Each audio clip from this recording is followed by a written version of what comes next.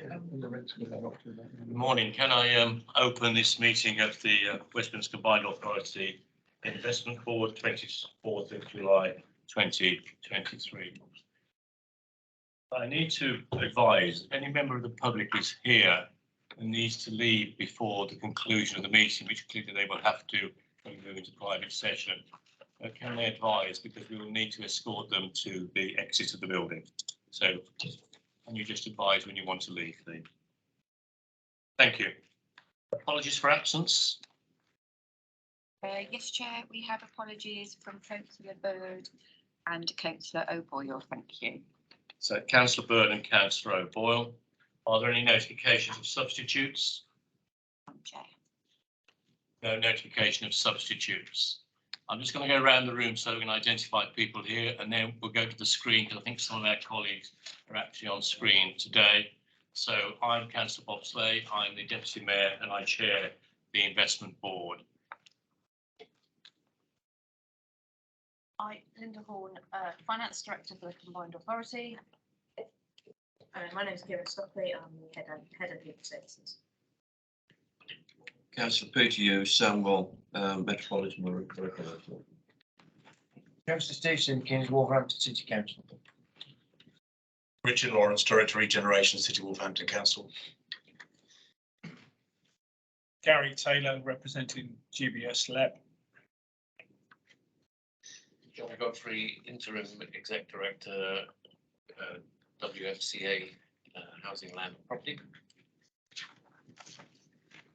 Matt Vincent, good morning, Head of Business and Strategic Partnerships. I'll be TFWM. Richard Penn, the Growth Company. Roberts on the Growth Company. Ed Bradburn, West Midlands Development Capital. Nick Oakley, Head of Property Investments, West Midlands Development Capital. Councillor Karen Gristle, Solihull Council. Councillor Steve Clark, Dudley Council. And Wendy Slater, Government Services. Thank you. Can I start with Sue? Can you just introduce yourself for the record, please, Sue? Thanks, and then we'll go around. Yes, good morning. Sue Summers, Director of WMDC. Councillor Thompson. Thank you, Chair. Councillor Sharon Thompson, Birmingham. I can see Mark Smith. Yeah, good morning. My name is Mark Smith. I'm the independent chair of the Audit Risk and Assurance Committee here in an observing capacity. Thank you. I can see Councillor Cathy Baton. Yeah, thanks, Chair. Councillor Cathy Baton, Overview and Scrutiny Chair at the Combined Authority and here in an observer capacity as well. And Rob, I can see you on the screen. Fine. Good morning, Chair. Rob Lemon, Head of Strategy and Analysis for Housing, Property and Regeneration.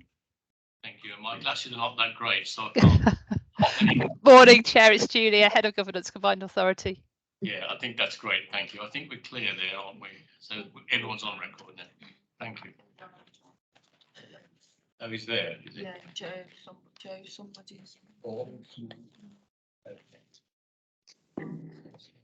Okay, and we know we can see the names on the screen. That's fine. All right. Declarations of interest, if any. Members are reminded of the need to declare any disposable pecuniary interest they have in any item discussed during the course of the meeting. In addition, receipt of any gift or hospitality should be declared where the value of it was thought to exceed £25 in gifts or £40 by way of hospitality. Does anyone have anything to declare at this point? None indicated. We'll therefore move on. We have before us at item agenda 4 the minutes of the previous meeting held on the 19th of June. Are there any matters arising that people need to raise, or can I take them as a true record? Peter, please. I did raise a discrepancy with an amount between a table, I think it was in item 9 and the figure in item 12. There was a discrepancy that arose. Okay, I haven't picked that up, but I should pick that up and make sure it's corrected. Thank you. Thank you. On that basis, can I take the minutes as a true record? Okay. Agreed. Thank you. We therefore now move to the investment programme update dashboard, which is item 5, pages 15 to 32 within the agenda. Linda, I believe you're going to just speak to this. Thank you. I will do so in Ian Martin's absence. This is the investment programme update and dashboard, the regular update this committee receives. Funding commitments as of the 30th of June remains unchanged at 853.7 million versus funding available from the confirmed income streams of 871 million. The remaining difference is actually earmarked contributions just waiting for approvals to come through from the various authorities. Costs incurred to date, so drawings to the 31st of March is 507.3 million. Claims are generally received quarterly in arrears, so that's why there's a slight delay on the draw. Since the last board, WMC officers have approved a change request to extend 2 sprint projects completion dates on the A34 and the A45 to June 25 and 4 others to December 29. The investment board are asked to note that WMCA are in the process of complying with an interim gateway review of the investment programme by the government, as are all combined authorities. This will complete in February 24 and involves evaluation of some of the advanced investment programme projects. Cooperation from local authorities concerned is appreciated, and your officers are helping with the information required. The actual dashboard itself is set out in pages 27 to 35. 82 projects there. There is no significant change of note. There are 9 red status projects in there, which actually is an improvement from last time. There were 13 last time, mainly on completion dates around UK central infrastructure, Sprint, Metro and Rail Package 1. The report is there to note and happy to take any questions. The report is there to note. Are there any questions or points of clarification required? Councillor Simpkin. Yeah, what's the impact of HS2 on some of these projects, especially East Birmingham and Coventry? Is there a financial cost because of the HS2 works? From my understanding, HS2 have their own budgets. Basically, there's no financial cost directly related to us, as far as I know. Does it impact on us though? Because if there's any delay, that's a cost to us, and do we then seek it back off HS2? So the only one that I'm aware of is Birmingham East Side Extension, that is impacted by HS2. We have an underwrite from HS2 that they will reimburse us any capital costs of delay to that scheme should the costs go up in that period. Could we keep a track on that then? Because we want to see. Absolutely. Yes, thank you. Good point. We'll do that. Thank you. We'll make a note in the minutes accordingly. Thank you, Councillor Simpkins. Are there any other questions? The report at item 5 is for noting. Any other points of clarification? Unindicated. I'll therefore move on. We therefore move to update report City Regional Sustainable Transport Settlement, Q4, year 22-23. Carl.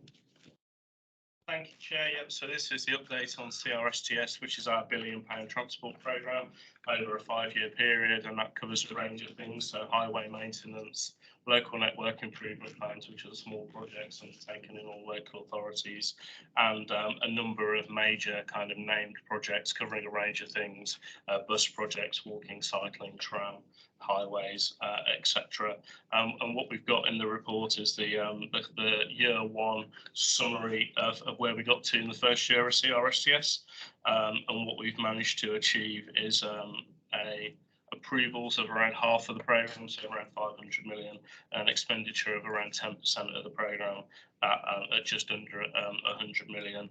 This is slightly below where we originally forecast. The programme started slightly later than expected, as we didn't get approval from government until July 2022, so not too far off track from where we expected to be. And an awful lot of activity has happened over that period of time, over that first year. 10 strategic outline business cases approved, 3 outline business cases, 10 full business cases, and 8 projects reaching kind of delivery stage. And some of those are highlighted throughout the report. Some key bits for the board to note. In March, we provided progress update on change request we submitted to DFT to cover off new projects that needed to be added into the CRSTS programme. We haven't actually had formal confirmation of that change request being accepted as of yet, but it may well be superseded by another highlight of the report, which is a request from DFT for all local authorities with CRSTS to undertake a one-off rebaselining of the programme. So all mayoral combined authorities, including ours, have reported that inflation is a significant issue, considering many of these scheme costs were submitted to DFT in 2022, but were actually probably estimated in sort of summer 2021. And quite a pragmatic approach from government has been to suggest that all local authority areas with CRSTS are able to do a one-off rebaselining exercise. So that exercise will start to begin now and will happen over the summer with a report to WMCA board in September. So that's an opportunity to make sure that our programmes and scheme cost estimates are as robust as they can be. We've also had a revised memorandum of understanding from DFT, which is broadly similar to previous letters from Secretary of State for Transport, but really does highlight the importance of making sure that we stick to our plans and programmes where we can do. We're continuing to do monitoring and evaluation of the programme on a regular basis and working with scheme promoters to do that, providing the information that's in this report. As a process is working very well, and there is an end of year report with the packet. Gives a lot more detail on the individual investments in the transport programme, should people be interested. To finish on a bit of good news relating to the programme, the spring statement earlier in the year highlighted a desire from government to have a CRSTS2 in the future, so a further 5-year block of transport funding for mayoral combined authorities. This has been estimated at 8.8 billion across the country, so is larger than the current CRSTS1 settlement by about 3 billion. There may well be more combined authorities to compete for that funding in the future, and we need to understand how that ties in with our devolution deal as well. But it's obviously a positive thing and potentially gives us a 10-year programme of transport investment and stability in terms of being able to deliver. I'll leave it there. Thanks, Chair. Any questions, please let me know. Any questions or points of clarification, please, for Carl? Councillor Hughes. Just looking under item 6, where you're talking about the spreadsheeted way of monitoring being sort of an old hat.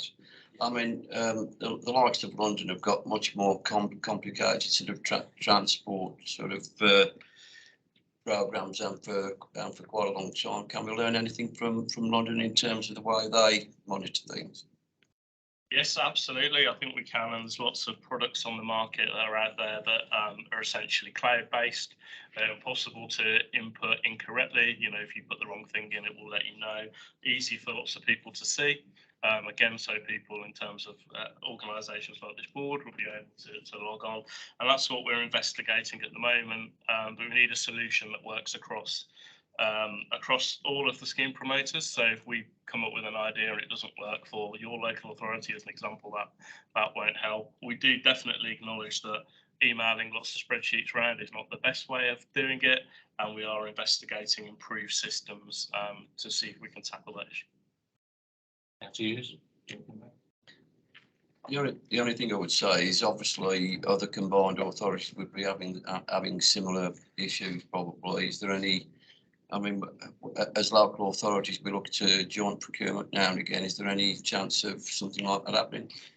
Yes, there definitely could be. We have an urban transport group, which is where ourselves and the other mayoral combined authorities discuss these types of projects. Some areas have already got in place. They've already got their kind of contractual commitments for those kinds of pieces of software.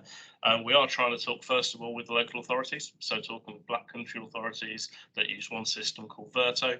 Is that the right system for us to adopt?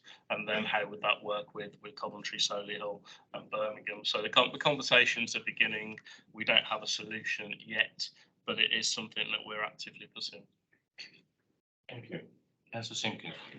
Yeah, thank you. Thanks for the report. I'm a bit concerned that when we ask for additional funds, that you've said at the beginning that there's been no notification back from government. There's a further opportunity for us to get more transport money in. That's really important that we do get that, and it's important that the government will not look back at local authorities and ask to put more money into the pot as a partnership, because as we know that the finances for transport are really, really tight, and we need to resolve those issues. What guarantees is that we can have as a combined authority that the government will be forthright in the delivery of funds so as we can crack on with the job that's in hand? The other part of the question is how ready are we to apply for this 8.8 billion? Because we need to make sure that we make our case, and we need to know that the proposals that we've got moving forward actually stack up. I'm a bit concerned about the interest rates and inflation, because that drives costs, which gives us less of delivery. So just need some reassurance along those lines if you can. Yeah, I'll take the second one first, if that's okay. So hopefully, as members of the board know, we're currently working on our local transport plan, which has been to board a couple of times now. And essentially the phase we're in at the moment of working up local area strategies, so full strategies across the combined authority area with a delivery plan, I think puts us kind of ahead of the curve and in a fantastic position for when new funding does appear. So not only have you got the policy support, the evidence behind it, and then the programs that go with that with an element of cost in it. So we've done this ahead of local transport plan guidance. The guidance has not yet been published by DfT, but we have a strong policy direction from the board on where we should be in terms of transport. And so we're developing those plans now in advance of that guidance so that we are ready for when new funding comes along. In terms of the commitment from government, well, it was in the spring budget. So that's probably about as good as we can get for now and hope for. But also we're currently working on, as the board will be aware, our deepening devolution deal, which includes some of those financial freedoms and flexibilities. So I think that puts us again in a really good position for, will we need to bid for this money? Will it come to us as part of that devolution deal? Questions that are outstanding, but at least they're positive questions to be engaged with government on. So I think we should be reasonably positive about where transport sits and the fact it's working in a devolved 5-year approach rather than from the previous situation where it's project by project and essentially hand to mouth. So I feel like we've moved on quite considerably over the last few years, and I suppose from an officer point of view, long may that continue, as that gives us the commitment to develop projects in a much more strategic way. That's Hughes. Could we possibly have sight of the draft proposals that you're putting forward for the next batch of funding, perhaps in private session at a future meeting? Yes, I mean, they will come through as part of the next phase of the local transport plan, which is these 4 area strategies, are absolutely being done in partnership with your officers at the moment. It's an ongoing piece of work that will go through all the appropriate governance and local engagement before it becomes a published part of the local transport plan. So absolutely crucial that local authority areas are brought in. This is at the local level that these programs are being developed. We will make sure everybody is completely cited on those. Thank you.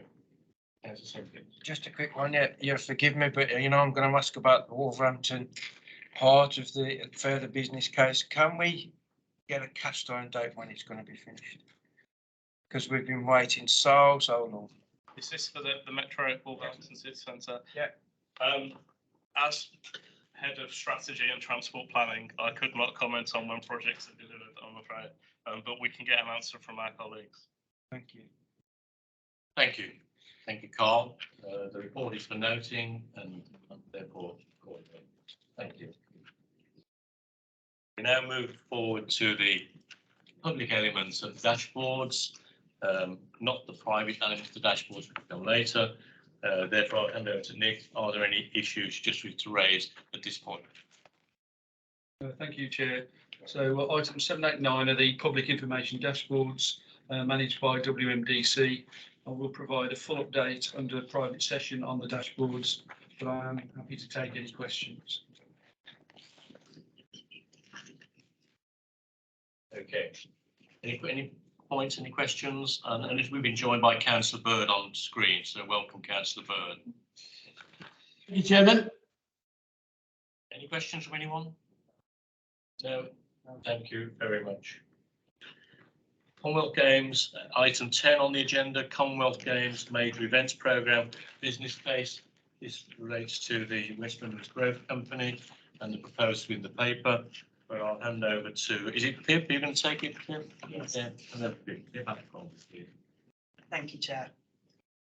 The Combined Authority Board approved an allocation of 6 million to the Major Events Fund from the Commonwealth Games Legacy Fund at their March 23 board meeting in order to secure internationally significant business, sporting and cultural events to the region and to maximise the pipeline of events that were built up in the run-up to the Games.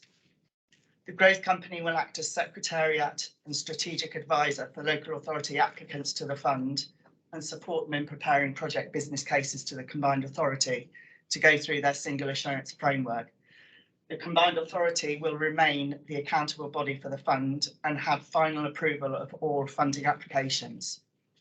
The region has a significant market share of events and a big opportunity post-Commonwealth Games to reassert its credentials in the face of growing competition.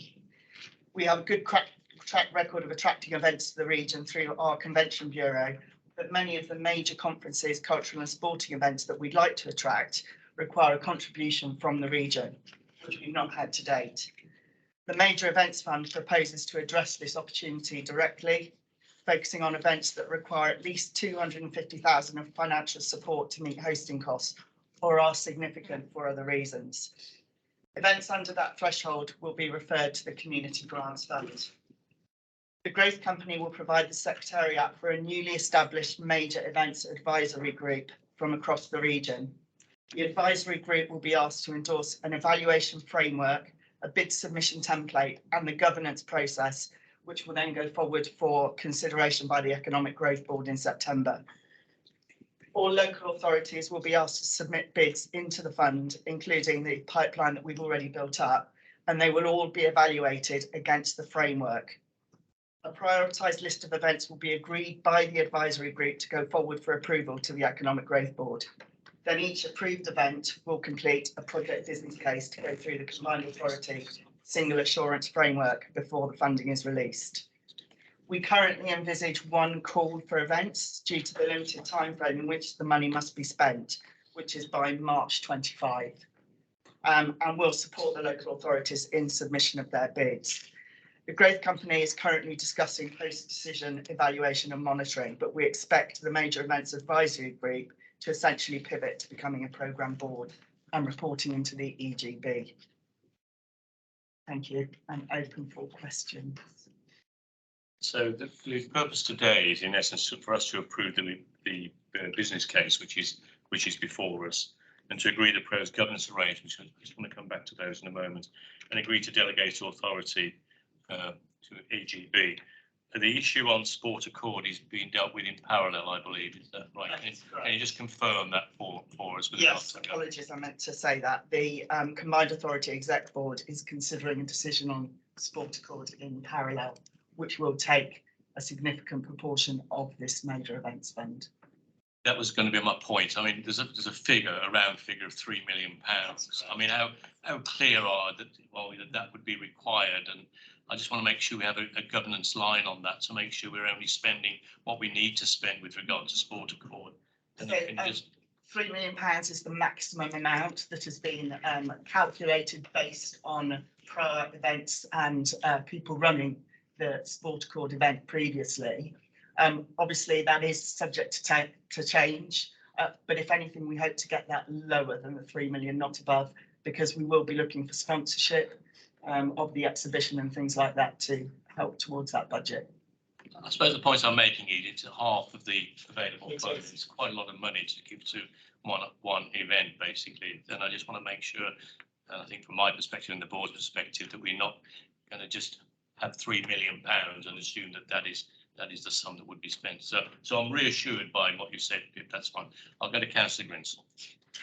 Thank you, Chair. Just on that point about Sport Accord, events don't just get planned overnight. So this would have been well in the planning for quite some time, I imagine. It seems to be, we're getting to a point where we've need to make a quick decision on this. But what would have been their plans if the 3 million hadn't popped up? You're saying it was all going to be down to sponsorship? No, so Sport Accord have for the last 2 years held the event virtually. Or since COVID, actually, since 2019. This will be the first in-person event that they've run, which is partly why it's last minute. But they have 2 other potential candidates in the frame for this event if we were unable to do it. Dubai and I can't remember the other one, apologies. So if we said no, then it goes somewhere else. They're very, very keen to bring it to the region. Okay. And DCMS are also very supportive of that because they've been trying to get this event into the UK for quite some time. Yeah, and I suppose then the other point is about the rest of the paper, the time scale. We know we've got to spend this money in very short, relatively short time scales. As I say, events get planned, you know, more than a year in advance. It's sort of making sure that that can happen in the time scales that you're suggesting. So we do have a pipeline of events that are going to happen by March 25. Admittedly, most of those are sports events because obviously the Commonwealth Games was the catalyst to attracting those. But we are and have been talking to the local authorities about events that could be submitted, both business and cultural and from the region to this fund. Yeah, remind members, we're not making a decision on Sport Accord. It's a delegated decision, but I think it's worthwhile the board having an insight into some of the processes to actually apply that fund.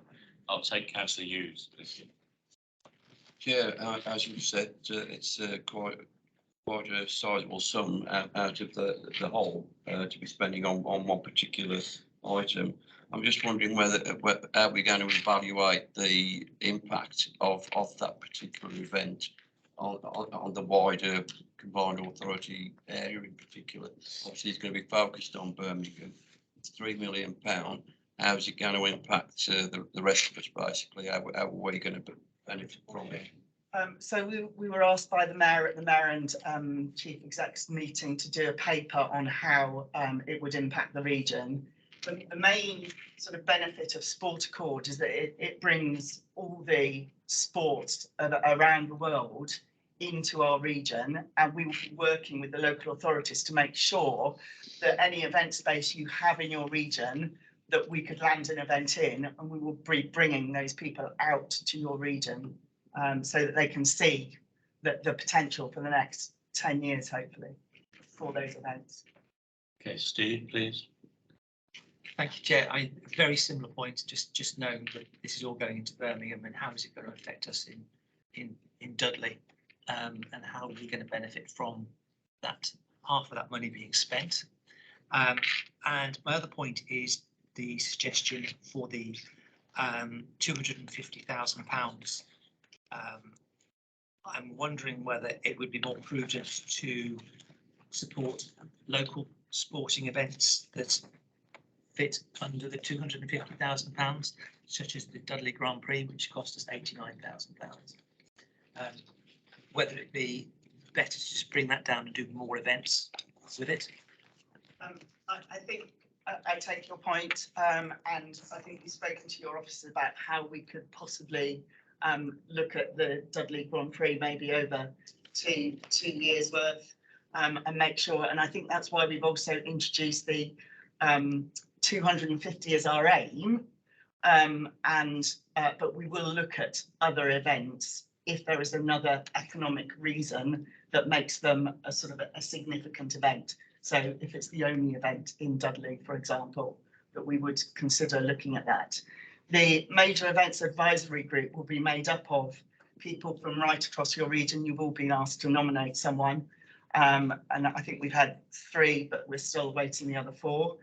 So that you will all have input to that decision-making process. Yeah, thank you for that. I mean, as I said, it's not a matter for us today, but I think it's important that the points were raised within the board as to how, and you know, from what I got in essence, once the Major Events Fund is established, it's up to the local authorities to bid into that fund for events that they wish to bring forward. but it's a significant sum that we did. Councillor Thompson, please. Thank you, Chair. So mine's less of a question, more of a point. Just on the sport accord. I know colleagues have referenced this as a Birmingham event, but this is something for the region and not just for the city of Birmingham. It will bring a huge amount of people to the UK from that sporting world and will give us a huge opportunity across the region to actually take people around to the facilities across the region, not just in Birmingham, and attract future opportunities. So I'm hugely supportive of that, as I would be naturally, but also hugely supportive of everything that's been proposed in this particular paper. Thank you. Okay, any final comments, Pip? Oh, sorry, Councillor Simpkins, my fault. It's just that point that colleagues have said, how do we ensure there's an equitable share across the piece? Yes, I understand that for the region that Birmingham's the big draw and I accept that. But you know what, we've all got our own offices. This should be led bottom up, not top down.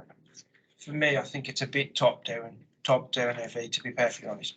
So it should be led up. So, you know, in the spirit of the combined authorities, how do we get that share? How is it good for the whole region?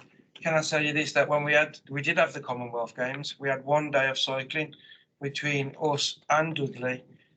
We very rarely benefited from it. I think there should be a proportion where local initiatives that bring sporting into our communities, that brings communities really together under a sporting event. So it should be really led by the local authorities.